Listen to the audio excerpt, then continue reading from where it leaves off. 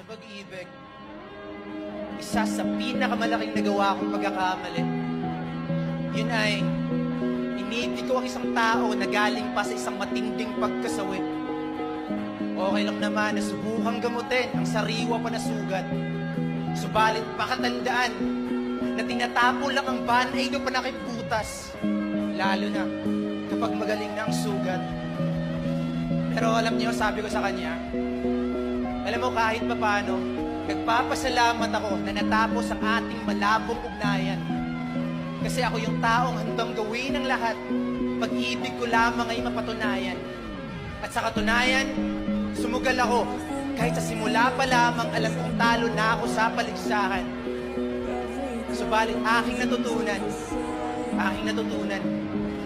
na kahit ano palang gawing pagtulong at pagbuo mo sa isang tao, kung siya mismo ay walang plano na ang sarili niya muling itayo, ay walang mangyayari. At sa huli, ikaw lang din ang mauubos at matatalo. Napakagago. Kasi ang tanging hangad ko ay ang mahalin ka ng buo. Tulungan kang makabangon sa nakaraan mo. Yan ang aking gusto. Kaso nga lang, napakadaya mo. Kasi hindi naman ako ang nanakit sa'yo. Pero bakit ang tanging binalit mo ay ang saktan ako?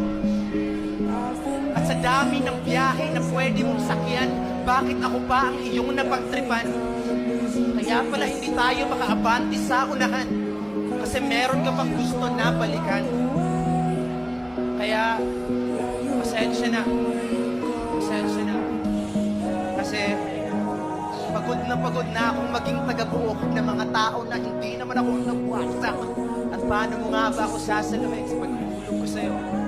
Kung yung dalawang kamay mo, isa iba pa rin nakahawak.